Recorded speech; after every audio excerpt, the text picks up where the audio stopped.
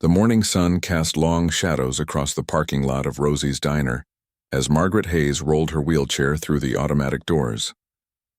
The familiar smell of coffee and bacon greeted her like an old friend. It was Tuesday, and Tuesday meant her weekly visit to the diner she had been coming to for the past 15 years. The year was 2347, and while humanity had spread across dozens of star systems, this small town in Montana remained much the same as it had been for centuries. Margaret was 78 years old, her dark skin showing the gentle lines of a life well lived. Her hair was silver and pulled back in a neat bun. The wheelchair had been part of her life for 30 years now, ever since the accident that damaged her spine. She never complained about it. That wasn't her way. She had learned long ago that dignity came from within, not from what the body could or couldn't do. Linda, the young waitress with blonde hair and a bright smile, waved from behind the counter. She was 23 and had been working at the diner for 2 years. She knew Margaret's order by heart but always asked anyway, just to be polite. Margaret appreciated that. It made her feel seen, not just as the old lady in the wheelchair, but as a person worth acknowledging. The diner was quiet this morning. Only 5 other people sat scattered among the red vinyl booths. Old Carl, the owner, was in the kitchen. She could hear him humming an old song from before the space age. A couple sat near the back, holding hands and speaking in low voices. 2 construction workers occupied the counter stools, eating breakfast before their shift. Everything felt peaceful and normal. Margaret rolled herself to her usual spot by the window. She liked watching the world go by. Even in a small town, there was always something to see. Ships flew overhead occasionally, heading to the spaceport 50 miles north. But mostly she watched the birds and the trees and the people walking their dogs. Simple things. Beautiful things. Linda came over with a pot of coffee and a menu, even though they both knew Margaret would order the same thing she always did. Toast with butter and strawberry jam. 1 egg scrambled. A small glass of orange juice. Linda poured the coffee and said she would be right back with the order. Margaret thanked her and turned her attention to the data pad she had brought with her. The news was full of stories about the colonies. A new settlement had been established on a planet called New Terra. The Krellian Empire, an alien civilization that had been hostile to humanity for decades, had finally agreed to peace talks. Medical researchers had found a cure for a disease that plagued the Outer Rim worlds. Margaret read it all with interest. Her son was out there somewhere, protecting those worlds and the people on them. She was proud of him, though she rarely spoke about him to others. 30 minutes passed in comfortable silence. Linda brought her food and Margaret ate slowly, savoring each bite. The construction workers left, waving goodbye to Carl. The couple in the back booth paid their bill and departed hand in hand. New customers would arrive soon for the late morning rush, but for now the diner was nearly empty. That's when the door opened and 5 men walked in. Margaret noticed them immediately, not because they were loud, but because of the energy they brought with them. It was hostile and sharp, like a cold wind cutting through the warm diner. The men were all in their 30s and 40s, wearing rough clothes and heavy boots. They had the look of people who worked hard physical jobs, but there was something else in their eyes. Something mean. The leader of the group was a tall man with a shaved head and a scar running down his left cheek. His name was Pike, though Margaret didn't know that yet. He looked around the diner with a sneer on his face, as if everything he saw disgusted him. His companions followed him to a booth near the door, but they didn't sit down right away. They stood there talking in voices just loud enough to be heard. Pike said something about how Earth had become too soft, too welcoming to outsiders. One of his friends agreed, saying that the colonies were ruining the purity of humanity. They spoke about how people from other worlds should stay where they belonged. Their words were coded, but the meaning was clear. They believed in a hierarchy, and they believed that some people were worth more than others. Margaret kept eating her toast, but she felt the change in the atmosphere. Linda, behind the counter, looked nervous. Carl had stopped humming in the kitchen. The couple who had been holding hands had left just in time, but Margaret was still there alone by the window. Pike noticed her. His eyes locked onto her wheelchair first, then moved to her face. He said something to his friends, and they all turned to look. Margaret could feel their stares like physical weight. She had felt stares like that before many times in her life. When she was young, during the last days of open racism in America, When she first got injured and people looked at her with pity or disgust, she had learned to let those stares roll off her back like water off a duck. But these men weren't just staring. They were moving. Pike walked away from his group and approached her table. His boots were heavy on the linoleum floor. Each step seemed deliberate, meant to intimidate. He stopped right beside her booth, looking down at her with cold eyes. Margaret looked up at him calmly. She had lived 78 years on this earth and had seen far scarier things than a bully in a diner. She had raised a son on her own after her husband died in the colony wars. She had worked 2 jobs to put food on the table. She had survived an accident that would have killed a weaker person. This man, with his anger and his hate, didn't frighten her. Pike spoke. His voice was rough and filled with contempt. He told her that she didn't belong in this diner. He said that people like her should stay home where they couldn't offend decent folks. He used words that made Linda gasp from behind the counter. Words that revealed exactly what kind of man he was. Margaret took a sip of her coffee before responding. Her voice was steady and quiet. She told him that she had every right to be there, that she had been coming to this diner for 15 years, and that she would appreciate it if he would leave her alone. She didn't raise her voice. She didn't show fear. She simply stated facts. Pike didn't like that. Men like him never did. They expected fear, and when they didn't get it, they escalated. He leaned closer, putting his hands on her table. He told her he wasn't asking. He was telling her to leave. His friends had moved closer now, forming a half circle around her booth. Margaret could see Linda reaching for her communicator, the device that would call for help. But before Linda could activate it, one of Pike's friends moved fast and slapped it out of her hand. The communicator shattered on the floor. Now no one could call for help. Margaret was alone with 5 hostile men, and the situation was getting worse by the second. Pike smiled, but there was no warmth in it. The smile was predatory, like a wolf that had cornered its prey.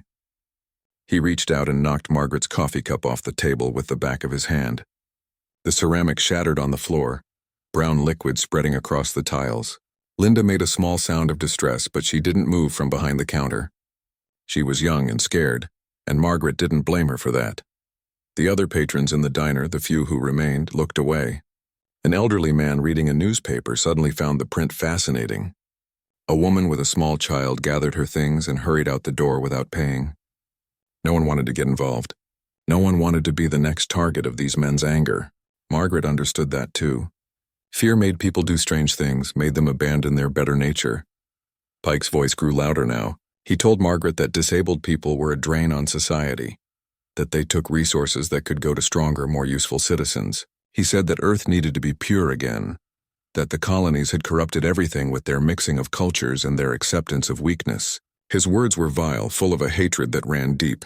His friends nodded along, encouraged him, added their own ugly comments. One of them, a shorter man with red hair and a twisted nose, said that old people should have the decency to disappear when they stopped being productive. Another, a heavy-set man with tattoos covering his arms, made a cruel joke about the color of Margaret's skin. They were feeding off each other's hate, each comment worse than the last. Margaret remained quiet.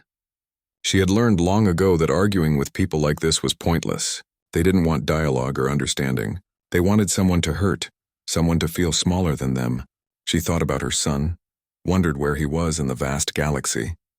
He had always been protective of her, even as a child. When other kids teased her about her wheelchair, young Jonathan would stand between them and his mother with such fierce determination that the bullies always backed down. Pike grew frustrated with her silence. He wanted a reaction, wanted to see fear or anger or tears. When he didn't get it, he decided to escalate. He grabbed the handles of her wheelchair and gave it a rough shake. Margaret's hands gripped the armrests, but she didn't cry out. She wouldn't give him that satisfaction. Linda found her voice then. She shouted at Pike to stop, told him she had already called the police before her communicator was destroyed. It was a lie and everyone knew it, but it was brave of her to try. Pike turned his attention to the young waitress and told her to shut up if she knew what was good for her. The threat was clear. Carl emerged from the kitchen then. He was in his 70s, thin and frail-looking, but there was steel in his eyes. He had been a soldier once, decades ago, before he bought this diner. He told Pike and his friends that they needed to leave immediately. His voice shook slightly, but he stood his ground. Pike laughed at him. He asked what an old man was going to do about it. Carl didn't have an answer to that. He wasn't young anymore. He couldn't fight 5 men half his age. But he had tried, and Margaret respected him for it. Pike turned back to Margaret, dismissing Carl as if he were nothing. The situation was balanced on a knife's edge. Pike's friends were getting restless, eager to move beyond threats to actual violence. Margaret could see it in their body language, the way they shifted their weight and clenched their fists. She had perhaps seconds before things turned physical. Margaret closed her eyes, not in fear, not in prayer, but in concentration. Years ago, when her son had risen through the military ranks and taken on dangerous assignments in deep space, he had insisted she receive a neural implant. It was military technology, restricted to families of high-ranking officers. The implant allowed for instantaneous communication across vast distances, a way for loved ones to stay connected even when separated by light years. She activated it now with a thought. The signal was simple, just a pulse of distress in her location. She didn't know if her son would receive it. He could be in battle, in transit, or in some part of space where the signal couldn't reach. But she sent it anyway because it was all she could do. Pike saw her close her eyes and interpreted it as fear. He told his friends that the old woman was finally scared. They laughed together, a harsh sound that filled the diner. Pike reached for the wheelchair again, this time with clear intent to tip it over. Margaret opened her eyes and looked directly at him. Her gaze was steady, unflinching. She told him quietly that he was making a terrible mistake. Pike paused for just a moment, something in her calm certainty giving him pause. But then his pride kicked in. He couldn't back down now, not in front of his friends. He tightened his grip on the wheelchair. Margaret braced herself. She had survived worse than a fall. The physical pain would heal. It was the indignity that hurt more. The fact that someone felt they had the right to treat another human being this way. The door to the diner had been closed since the woman with the child left. Now it was closed no longer. It didn't open so much as explode inward, the automatic mechanism overwhelmed by the force applied to it. The sound was like a gunshot in the quiet diner. Everyone froze. Pike's hands were still on Margaret's wheelchair, but he had stopped moving. All eyes turned to the entrance. A figure stood silhouetted in the doorway.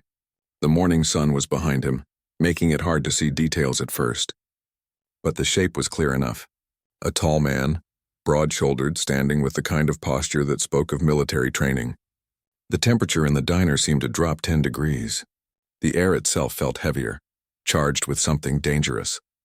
The figure stepped inside and the automatic door struggled to close behind him. Now they could see him clearly. He was in his early 50s with close-cropped hair that was more gray than black. His face was weathered, lined with scars that spoke of a violent life. He wore civilian clothes, just a simple jacket and pants, but there was nothing simple about the way he carried himself. This was a man who had seen combat, who had stared death in the face and made it blink first. His eyes scanned the diner in less than a second, taking in everything. The broken communicator on the floor, Carl standing helplessly in the kitchen doorway, Linda pressed against the counter, her face pale, Pike and his 4 friends surrounding a woman in a wheelchair. Those eyes, dark and cold as deep space, locked onto Pike's hands gripping the wheelchair handles. The newcomer spoke. His voice was quiet, barely above a whisper, but it carried to every corner of the diner with perfect clarity. He asked a simple question. What was happening here? Not a demand, not a shout, just a question. But the way he asked it made Pike's blood run cold. Pike tried to maintain his bravado. He straightened up, let go of the wheelchair, and turned to face this new threat. He told the newcomer to mind his own business. This didn't concern him. Pike tried to sound tough, but there was a tremor in his voice that hadn't been there before. The newcomer took 3 steps forward. Each step was measured, precise, like a predator closing distance on prey. He didn't rush. He didn't need to. Those 3 steps brought him within 10 feet of Pike, and suddenly the space between them felt like it had shrunk to nothing. Pike took an involuntary step backward. His friends shuffled nervously, their earlier confidence evaporating. The newcomer positioned himself between the 5 men and Margaret. His body language shifted subtly, becoming something that any combat veteran would recognize. This was a man preparing for violence, not rushing toward it, but ready to meet it if it came. His hands hung loose at his sides, but there was nothing relaxed about his stance. Pike looked at his friends for support. They were all staring at the newcomer with growing unease. The youngest of Pike's group, a man barely out of his 20s with nervous eyes, stared at the newcomer's face. Something about it seemed familiar. He pulled out his datapad with shaking hands, his fingers moving quickly across the screen. He was searching for something, comparing the face in front of him with images online. His eyes grew wider with each passing second. Pike tried to regain control of the situation. He told the newcomer that they were just having a conversation with the old lady, nothing that concerned outsiders. The lie was obvious. The broken coffee cup on the floor told a different story. The fear on Linda's face told a different story. The way Pike had been gripping the wheelchair told a different story. The newcomer didn't respond to Pike's words. Instead, he glanced back at Margaret. His expression changed completely. The cold, dangerous look melted away, replaced by something warm and concerned. He asked her if she was all right. Just those words, soft and gentle. Margaret smiled at him, a real smile that reached her eyes. She told him she was fine now. Now that he was here, Pike caught the exchange and felt a spike of worry. These two knew each other. This wasn't just some random stranger playing hero. There was a connection here. The young man with the datapad made a strangled sound, like he was trying to speak but couldn't get the words out. He grabbed Pike's arm and shoved the datapad in front of his face. The screen showed a news article. The headline was stark and clear. Hero of the Outer Rim receives highest military honor. Below it was a photo of the man standing in the diner. In the photo, he wore a military dress uniform covered in medals. He stood at attention while the President of the United Earth Government placed a decoration around his neck. The caption identified him as Commander Jonathan Hayes. Pike's face went white. His friends crowded around to see the datapad, their earlier aggression replaced by dawning horror. The article detailed Commander Hayes' actions during the Krellian invasion 3 years ago. He had been commanding a small battle group on the frontier when a massive enemy fleet attacked. 17 colony worlds were in danger, home to over 4 billion people. Hayes had been outnumbered 10-1. His orders had been to retreat and wait for reinforcements. Instead, he had attacked. For 3 weeks, his small force had harassed the enemy fleet, striking and fading, never giving them a moment's rest. He had personally led boarding parties onto 5 enemy capital ships, fighting hand-to-hand in the corridors of alien vessels. His tactics had been brilliant and brutal, buying time for the colonies to evacuate civilians and fortify their defenses. When reinforcements finally arrived, they found Hayes' battle group still fighting, still holding the line. Half his ships were destroyed. He was injured in a dozen places. But the colonies were safe, and the enemy fleet was in disarray. The battle became known as the Miracle at Rigel. Hayes became a legend overnight. But it wasn't just that one battle. The article mentioned dozens of other engagements. Hayes had been fighting on the frontier for 30 years. He had saved more lives than most people could count. He had faced down alien warlords, space pirates, and hostile fleets. He was considered one of the most dangerous warriors humanity had ever produced. Military analysts said he had an almost supernatural ability to read combat situations and react with perfect precision. Pike's hands were shaking now. He looked from the datapad to the man standing calmly in front of him. It was definitely the same person. Older than in the photo, more gray in his hair but unmistakable. This was Commander Jonathan Hayes, the hero of the Outer Rim, standing in a small-town diner in Montana. The red-haired man who had made cruel comments earlier backed toward the door. He wanted out, wanted to be anywhere but here. The heavy man with tattoos looked like he might be sick. They had been threatening an old woman in a wheelchair, and now they understood who that woman was. This was Hayes' mother. They had been about to assault the mother of one of humanity's greatest heroes. Jonathan Hayes still hadn't moved from his protective stance. He asked his question again, his voice still quiet. What had these men been doing to his mother? This time it wasn't a general question. It was directed at Pike specifically. There was weight behind it, an expectation of an answer.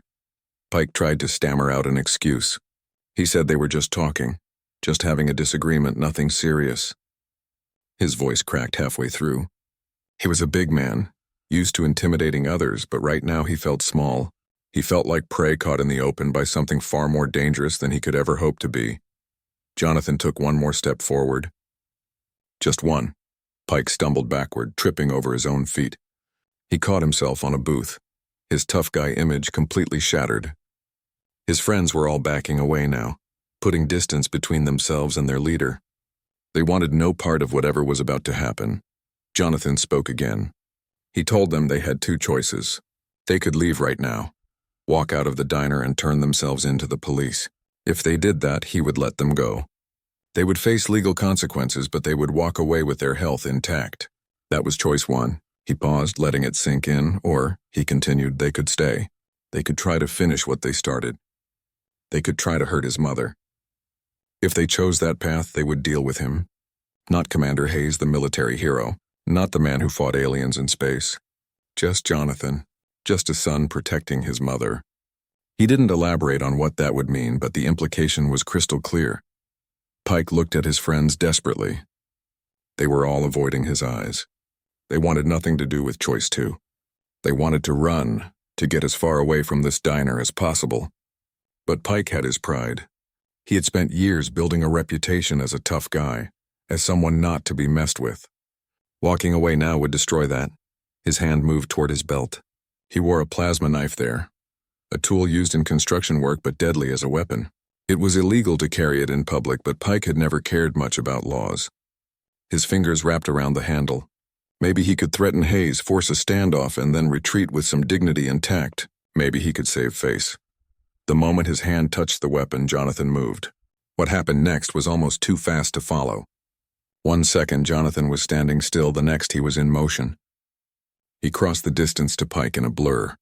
His hand shot out and grabbed Pike's wrist before the knife could clear its sheath. There was a sharp twisting motion, and Pike cried out in pain as the weapon fell to the floor. Jonathan didn't stop there. In a fluid sequence of movements that spoke of decades of training, he took down all 5 men. Pike went first, a precise strike to the solar plexus that knocked the wind out of him, followed by a sweep that put him on the ground. The red-haired man tried to run and was tripped, landing hard on his face. The heavy man with tattoos swung a clumsy punch that Jonathan avoided easily, countering with a palm strike that sent the man stumbling into a booth. The 2 remaining men, seeing their friends disabled so quickly, put their hands up in surrender. Jonathan gestured for them to get on the ground. They complied immediately, lying face down on the diner floor. The whole thing had taken less than 10 seconds. 5 men, all larger and younger than Jonathan, were now on the ground in various states of pain and defeat. Jonathan hadn't broken a sweat. He stood over them, breathing normally, not even winded. The diner was completely silent except for the groaning of the men on the floor. Pike clutched his stomach, trying to breathe. The red-haired man had a bloody nose from his fall. The others lay still, not daring to move. Jonathan stood watch over them with the patience of someone who had done this 1,000 times before. He wasn't angry or excited. He was simply doing what needed to be done. Linda finally moved from behind the counter. She picked up the landline phone, an old device that still worked when modern communicators failed. Her hands shook as she dialed the police. Her voice wavered as she reported an assault at the diner and requested immediate assistance. She gave the address and hung up, then looked at Jonathan with something like awe. Carl came out of the kitchen fully now. He looked at the scene before him and shook his head slowly. He had been in combat decades ago, had seen trained soldiers in action, but nothing in his experience compared to the speed and precision he had just witnessed. He approached Jonathan carefully and thanked him. His voice was thick with emotion. Jonathan nodded to the old man but didn't take his eyes off the 5 men on the floor.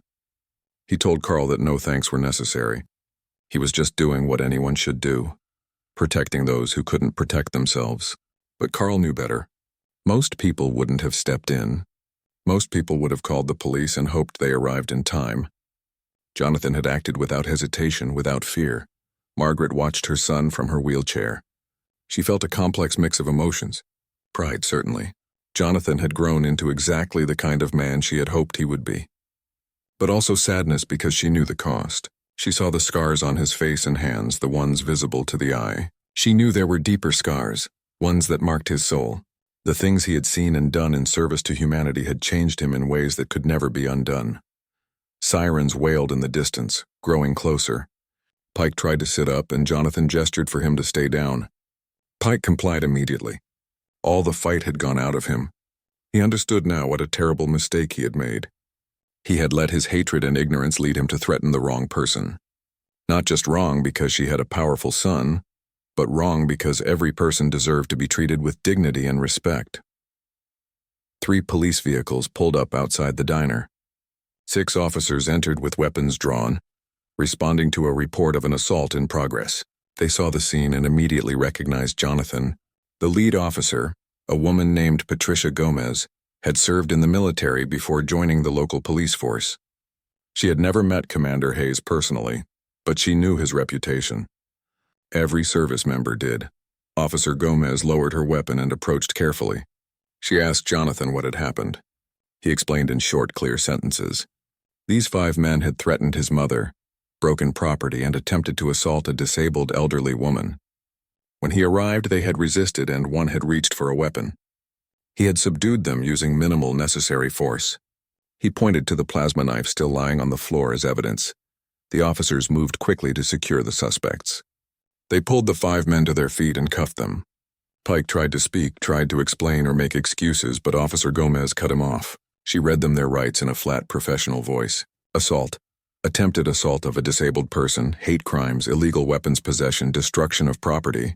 The charges were adding up.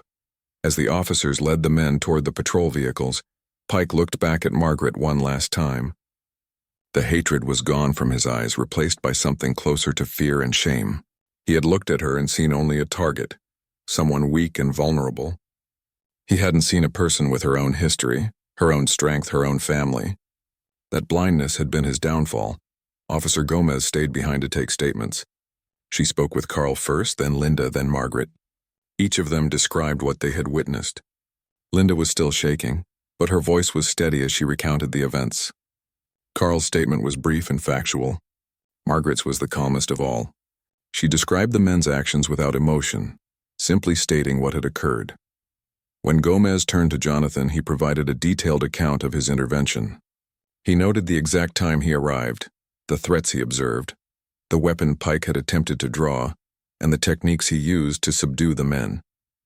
His statement was precise, almost clinical. This was a man who had written countless after-action reports over his career. He knew how to document an incident properly. Gomez asked if Jonathan wanted to press charges for the attempted weapon attack on him. He declined. The charges against the men for threatening his mother were sufficient. He didn't need to add more. Gomez nodded, understanding. She finished taking notes and closed her datapad. She told them that detectives would follow up later for more detailed statements, but for now, they were free to go about their day. Before leaving, Gomez approached Jonathan privately. She told him that she had served under one of his former officers in the Colony Defense Forces. His tactics and strategies were still taught at military academies across human space. It was an honor to meet him. Jonathan accepted the praise with quiet humility. He told her that he was just doing his duty, same as she was doing hers. The police vehicles left, taking the 5 men away to face justice. The diner fell quiet again. A few curious onlookers had gathered outside, drawn by the sirens, but they dispersed quickly when they realized the excitement was over. Inside, Carl began cleaning up the broken coffee cup and spilled liquid. Linda brought a fresh cup of coffee for Margaret, this time in a sturdy mug that wouldn't break easily. Jonathan finally moved from his protective stance. The tension drained from his body and he became something other than a warrior. He walked to his mother's table and knelt beside her wheelchair. He reached out and took her hand gently. He asked again if she was okay, if they had hurt her in any way. Margaret smiled and patted his cheek. She told him she was fine, that she had known he would come. Jonathan rested his forehead against her hand for just a moment, a gesture of relief and love. Then he stood and pulled out a chair from the booth. He sat across from his mother, and for a moment they just looked at each other. No words were necessary. They had a bond that went beyond language, forged over decades of shared life. Linda approached hesitantly and asked if Jonathan wanted anything to eat or drink. He ordered coffee, black, and thanked her. Linda hurried away, eager to serve the man who had just saved her employer and customer from a terrible situation. She returned quickly with the coffee and a slice of pie on the house. Jonathan accepted both with a grateful nod. Carl came over to their table. He stood there awkwardly for a moment, wanting to say something but not sure what. Finally, he told Margaret that he was sorry. He should have done more to protect her. He should have stood up to those men from the beginning. He had been afraid, and that fear had made him weak. He looked ashamed. Margaret reached out and touched Carl's hand. She told him that fear was natural and that she didn't blame him. Carl shook his head, disagreeing with Margaret's kindness. He insisted that fear was no excuse. He had served in the military, had faced combat situations, and should have known better. He told her that every person in the diner had a responsibility to act when they saw injustice. Looking away wasn't neutral. It was choosing the side of the aggressor. Jonathan listened to the older man's words. He recognized the guilt in Carl's voice, the self-recrimination that came from failing to live up to your own standards. Jonathan had seen it before in soldiers who froze in combat or made mistakes that cost lives. He spoke quietly, telling Carl that hindsight was always clearer than the moment. Carl had been outnumbered and outmatched. The important thing was that he had tried, had spoken up even when afraid. But even as Jonathan offered these words of comfort, his own expression suggested he partly agreed with Carl's harsher self-judgment. There was a standard Jonathan held himself to, and by extension held others to. It was a high standard, perhaps impossibly high, but it was born from the stakes he dealt with every day. In space, on the frontier, hesitation could mean the death of millions. Action, even imperfect action, was better than paralysis. Carl thanked them both and returned to his work. He moved around the diner with renewed purpose, as if cleaning and organizing could somehow atone for his earlier inaction. Linda joined him, and together they restored order to the disrupted morning. The broken communicator went into the trash. The coffee stain was scrubbed from the floor. Fresh coffee brewed in the pot. Jonathan drank his coffee slowly, savoring the simple pleasure of it. He had been in deep space for 6 months, living on recycled air and synthetic food. Real coffee, brewed from actual beans grown on Earth, was a luxury he never took for granted. He ate the pie, too, not because he was particularly hungry, but because Carl had offered it, and refusing would have been rude. Margaret watched her son eat. She saw how he scanned the diner every few seconds, never fully relaxing, always aware of his surroundings. It was a habit ingrained by decades of military service. Even here, in a safe civilian setting, he was ready for threats. She wondered if he could ever truly relax, if there would ever come a day when he didn't need to be vigilant. She asked him how long he was on Earth. Jonathan told her he had 2 weeks of leave. He had been planning to spend it all with her here in Montana. His ship was in orbit, undergoing repairs and resupply. His crew was taking their own leave, scattered across the globe to visit their families. For these 2 weeks, he could be just Jonathan, not Commander Hayes. Margaret felt a warmth in her chest. 2 whole weeks with her son. It had been over a year since his last visit. They had communicated regularly through the neural link, short messages and feelings across the vast distance. But it wasn't the same as being together, sharing physical space, seeing each other's faces. She told him she was glad he was home. Other customers began to arrive at the diner.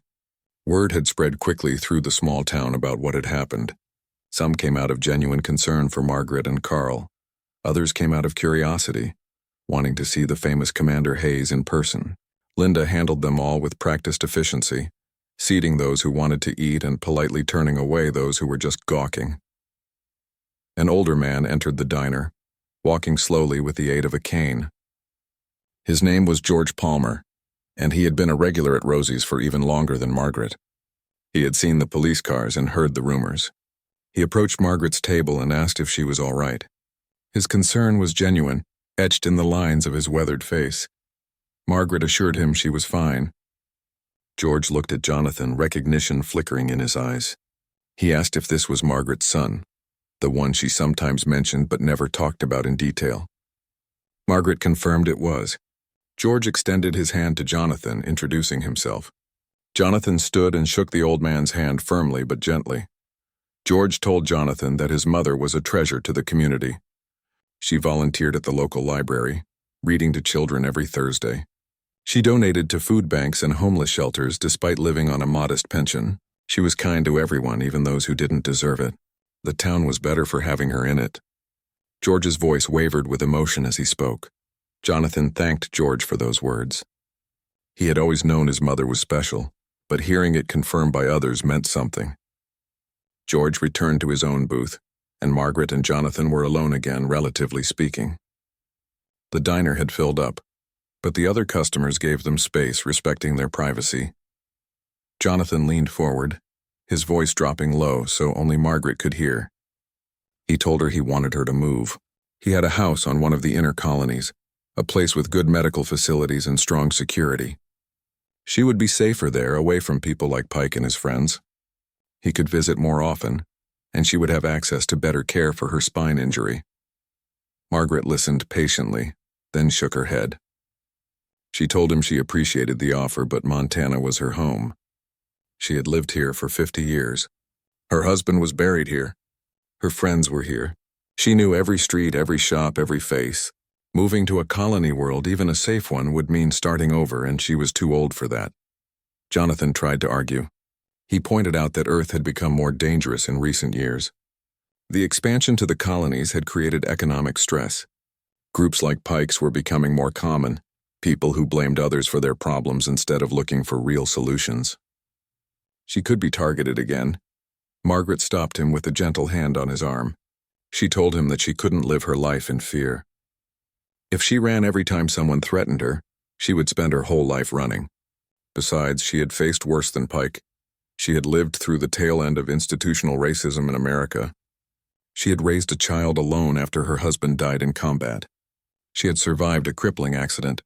She was tougher than she looked. Jonathan wanted to keep arguing, but he knew his mother well enough to recognize when her mind was made up. She had a core of steel beneath her gentle exterior. It was where he had learned his own strength, watching her face adversity with quiet courage year after year. He sighed and agreed to drop the subject, at least for now.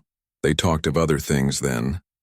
Margaret asked about his crew, the people who served under his command.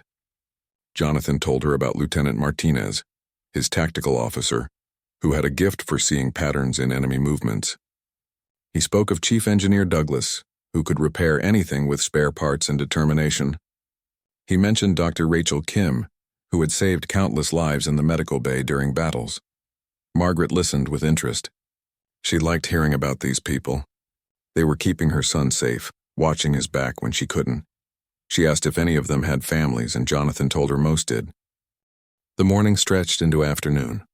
The diner's usual lunch crowd arrived, and the atmosphere gradually returned to normal. People ordered food, ate, talked about their lives. But there was an undercurrent of awareness, a shared knowledge that something significant had happened here today. The story would be told and retold, becoming part of the diner's history. Jonathan noticed Carl watching him from across the room. The old man's expression was troubled, conflicted. Finally, Carl walked over to their table again. He stood there for a moment, gathering his thoughts. Then he spoke, his voice carrying to the nearby tables. He said he needed to say something, and he needed everyone to hear it. The diner quieted down. People turned their attention to Carl. He looked at Margaret first, then let his gaze sweep across the other customers. He told them he was ashamed. When Margaret was threatened, he had spoken up, but not quickly enough. Not forcefully enough. The other customers had looked away entirely, pretending not to see. They had all failed. Carl's words were harsh, but no one objected. They knew he was right. An elderly woman in a wheelchair had been assaulted in their presence, and they had done nothing. Some had even left rather than get involved. It was a moment of collective guilt, uncomfortable but necessary. Jonathan stood up. He was tall enough that he commanded attention without trying. He told the people in the diner that his mother was right about fear being natural. But Carl was also right that fear wasn't an excuse. Jonathan's voice carried the weight of authority, the kind that came from leading people in life and death situations. He told them that humanity hadn't spread across the stars by being timid. They hadn't survived contact with hostile alien species by looking away from threats. Every person had a responsibility, Jonathan continued. Not just to themselves or their immediate families, but to their community, to their species. When someone vulnerable was threatened, others had to act. It didn't matter if the victim was old or young, disabled or healthy, black or white. What mattered was that they were human, and humans protected each other. That was what separated them from the aliens who saw weakness as something to exploit. His words resonated through the diner. Some people looked down at their plates, unable to meet his eyes. Others nodded slowly, accepting the truth of what he said. A woman in her 30s, sitting with two small children, raised her hand hesitantly. She asked what they were supposed to do when they were scared, when the threat was bigger than they could handle alone. Jonathan's expression softened slightly. He told her that fear was information, not instruction. Being afraid told you there was danger, but it shouldn't dictate your actions. When facing something bigger than yourself, you called for help, you found allies, you used whatever tools were available, but you didn't just abandon someone in need. Even if all you could do was call the police or create a distraction, that was better than nothing. Carl stepped forward again. He said that Jonathan was right and that things were going to change at Rosie's Diner. From this day forward, his establishment would be a place where everyone was protected. He would train his staff on what to do in situations like this. He would install better security systems. Most importantly, he would make it clear that hatred and violence had no place here. Carl looked at Margaret as he spoke. He told her that she would never pay for another meal in his diner. It wasn't much, but it was what he could offer. More than that, he promised that no one would ever threaten her here again. If they tried, they would answer to him and to every other person in the building. Linda, the young waitress, joined Carl. She said she wanted to be part of making that promise real. She had been scared today, had frozen when she should have acted, but she was learning. She was only 23, still figuring out how to be brave. She looked at Margaret with tears in her eyes and apologized for not doing more. Margaret wheeled her chair slightly back from the table so she could see both Carl and Linda clearly. She told them there was nothing to forgive. They were good people learning to be better people. That was all anyone could ask. She thanked them for their kindness and their promise. She said she believed they would honor it. George Palmer, the old regular, stood up from his booth. He said he wanted to make the same promise. He was old and not much use in a fight anymore, but he still had a voice. He still had a phone to call the police. He still had the ability to stand witness and say this is wrong. He wouldn't be silent again. One by one, other customers spoke up. A construction worker said he would help Carl install better security. A teacher said she would talk to her students about standing up to bullies and bigots. A young couple promised to be more aware, more willing to get involved. It was like a wave moving through the diner, people recognizing their shared responsibility. Jonathan watched this happen with something like satisfaction. This was what he fought for out in the dark between the stars. Not territory or resources, but this. Communities coming together, people choosing to be better, to protect each other. It was easy to lose sight of that when you were commanding warships and fighting aliens. But moments like this reminded him why it mattered. Margaret touched her son's hand, drawing his attention back to her. She told him she was proud of him, not just for the medals and the battles won, but for this, for speaking truth to these people, for helping them find their courage. She said that violence and strength had their place, but so did words and wisdom.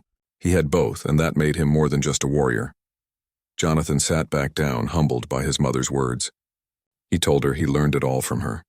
She had raised him alone after his father died, working 2 jobs and still finding time to teach him right from wrong. She had never let her disability become an excuse for bitterness or withdrawal.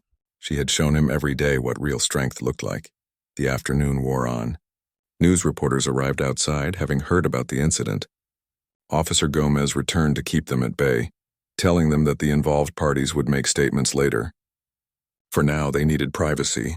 The reporters respected that, mostly because Gomez made it clear she would arrest anyone who harassed the witnesses. Inside the diner, Carl worked on making his promise real. He called a security company and scheduled an installation for the next week. Cameras, alarm systems, direct lines to the police station. He also called a friend who taught self-defense classes and arranged for his staff to receive training. Linda took notes on everything, determined to help implement these changes. Jonathan and Margaret stayed at their booth, talking about small things now. The garden Margaret was planning for spring. The new restaurant that had opened downtown. The neighbor's dog that barked too much.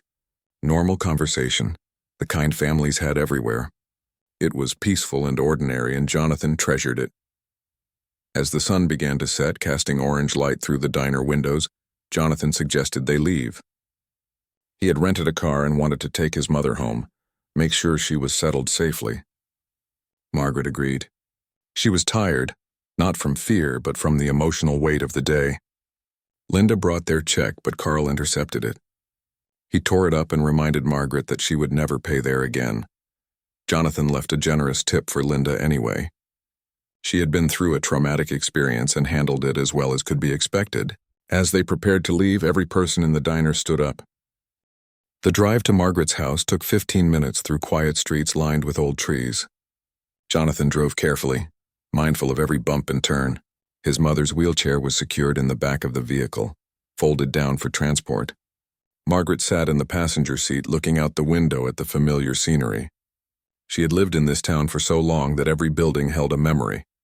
Her house was small but well-maintained, a single-story structure with a ramp leading to the front door. Jonathan had paid for the ramp to be installed years ago, along with other modifications to make the house accessible. The yard was neat, with flower beds that Margaret tended herself when weather permitted. A neighbor helped with the heavier work, mowing the lawn and trimming the hedges. Jonathan parked in the driveway and retrieved the wheelchair.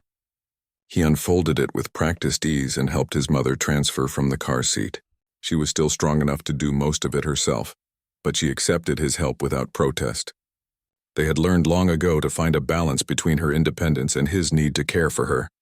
Inside, the house was warm and comfortable.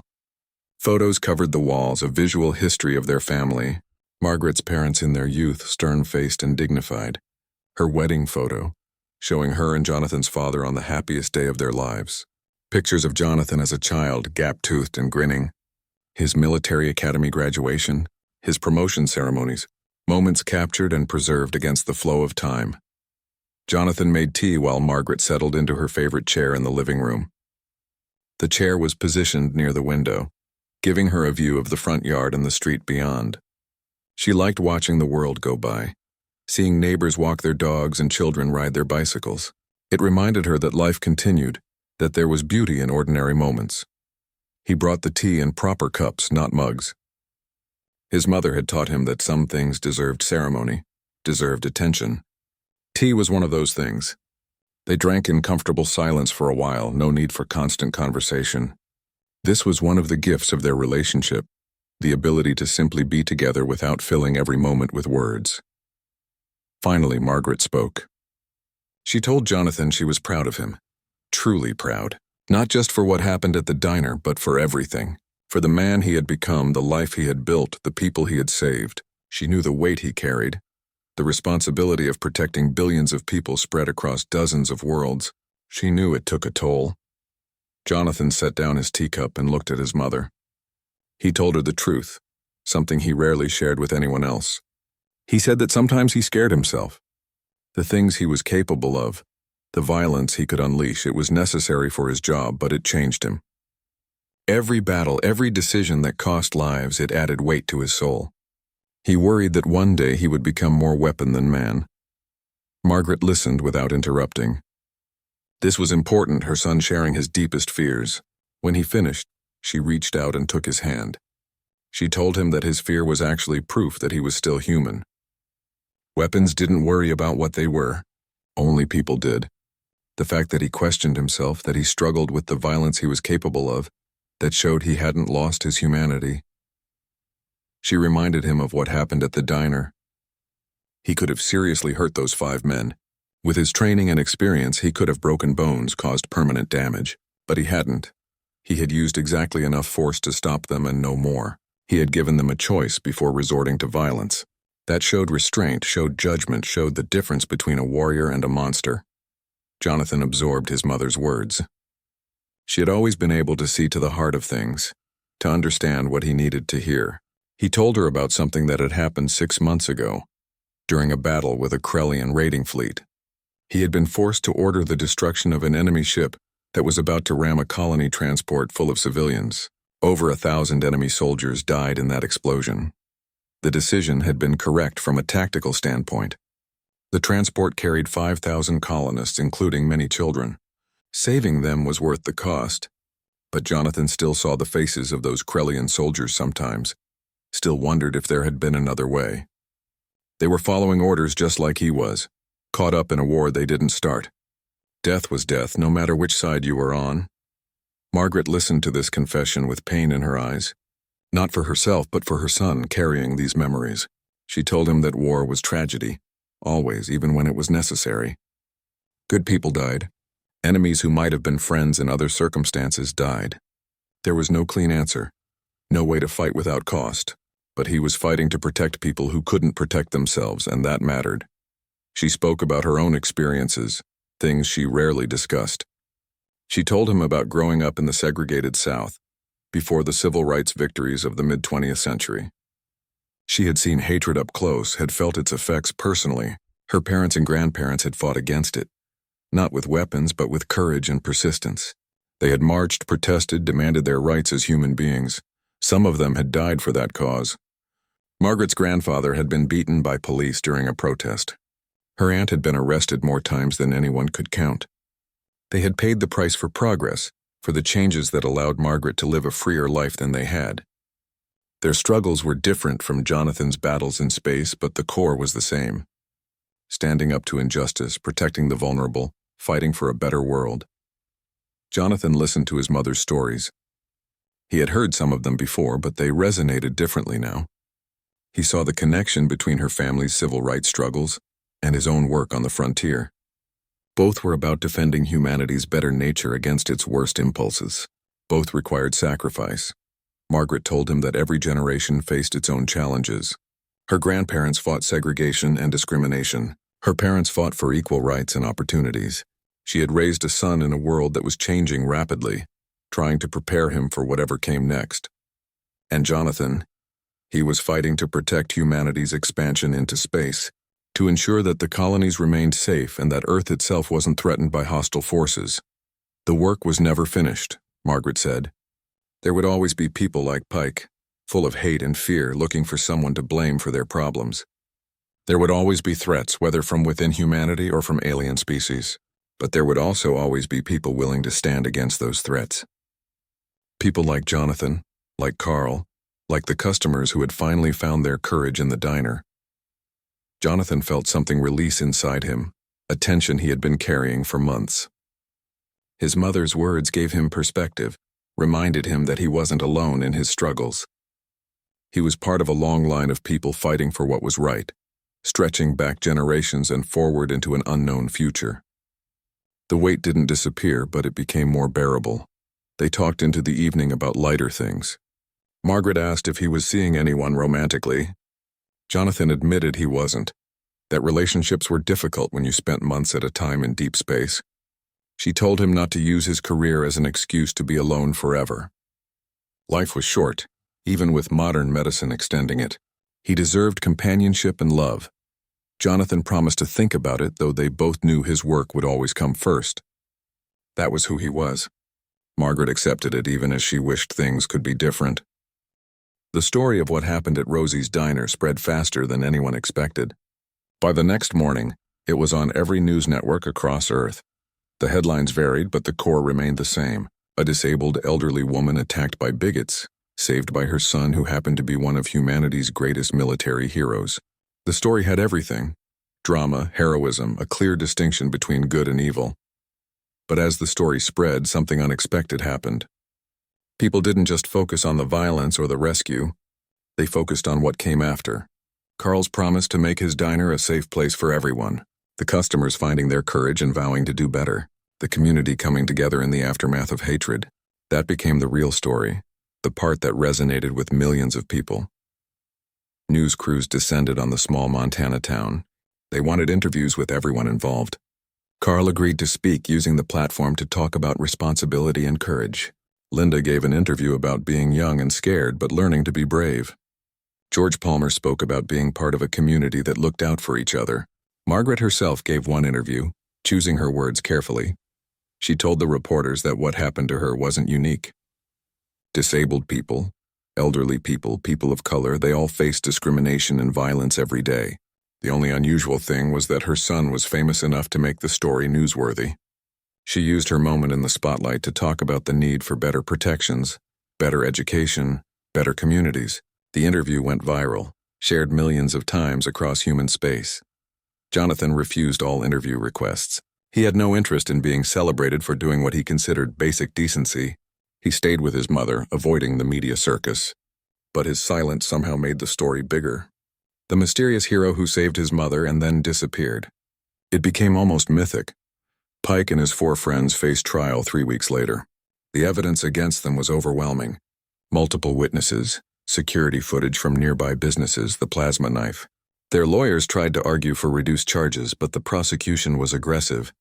The district attorney saw this as a chance to make a statement about hate crimes and violence against vulnerable people. Pike sat in the courtroom, watching the proceedings with a mix of fear and something else. Regret, perhaps, or maybe just the beginning of understanding. He had spent his whole life blaming others for his problems. People from the colonies were taking jobs. Immigrants were changing culture. Disabled people were draining resources. It had been easier to hate than to look at his own choices, his own failures. During the trial, they showed footage of Jonathan taking down all 5 men in less than 10 seconds. The courtroom watched in silence as the legendary Commander Hayes moved with precision and control. Pike saw himself on that screen, saw his own pathetic attempt to draw a weapon. He looked foolish and small. But more than that, he saw the moment before Jonathan moved when he had been given a choice. Leave peacefully or face consequences. Pike had chosen wrong. He had let pride and hatred override common sense. Now he was facing 20 years in prison for assault, attempted assault with a deadly weapon, and hate crimes. His friends were facing similar sentences. Their lives were effectively over, destroyed in a moment of violence that accomplished nothing. But something was changing in Pike. He requested access to the prison library and began reading. At first just to pass time, but then he found books about the civil rights movement, about the history of discrimination in America, about the psychology of hatred. He read about Margaret's grandparents and their generation, the battles they fought. He began to understand what he had never seen before. He wrote a letter to Margaret. It took him weeks to find the words. He didn't expect forgiveness and didn't ask for it. He simply acknowledged what he had done, the harm he had caused, and his intention to be better. He told her that seeing her dignity in the face of his hatred had cracked something inside him. It was a small crack, but it was a beginning. Margaret received the letter and read it carefully. She showed it to Jonathan during one of his visits. He was skeptical, wondering if it was genuine or just an attempt to gain sympathy for a parole hearing years down the line. Margaret said she didn't know either, but she believed in the possibility of change. People could grow, could learn, could become better than they were. She wrote back to Pike, a short letter encouraging him to continue his education and his self-reflection. Meanwhile, Carl's promise to transform Rosie's diner into a safe space was taking concrete form. He installed security cameras and alarm systems. He trained his staff in conflict de-escalation and when to call for help. But more importantly, he created what he called the Margaret Hayes Foundation. It was a non-profit organization dedicated to training restaurant and diner staff across Earth and the colonies on how to protect vulnerable customers. The foundation grew quickly. Carl partnered with civil rights organizations, disability advocacy groups, and community leaders. They developed training programs and certifications. Restaurants that completed the training could display a symbol, a simple logo showing open hands and a protective gesture. It became known as the Safe Haven Mark. Within a year, thousands of establishments across human space had earned the Safe Haven certification. It became a point of pride, a way for business owners to show they were committed to protecting all their customers. The foundation's motto was, "Stand up even when it's hard," and it resonated with people tired of looking away from injustice. The impact went beyond restaurants. Schools adopted similar training for teachers. Public transportation systems trained their employees. Community centers and libraries embraced the principles. It was a ripple effect, spreading outward from one incident in one small-town diner. Margaret had become a symbol, not because she sought it, but because her quiet dignity in the face of hatred had inspired others. Jonathan watched all of this from a distance, returning to his duties in deep space. His ship, the Liberty, patrolled the frontier, protecting colony worlds from threats both alien and human. But he stayed connected to his mother through their neural link, sending messages and receiving updates. He was proud of what she had sparked, this movement toward greater compassion and protection.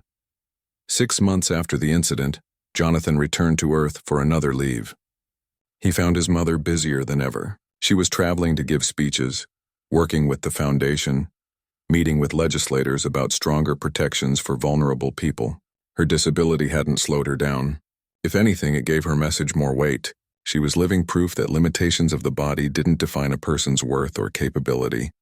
They had dinner together at Rosie's Diner, which had become something of a pilgrimage site.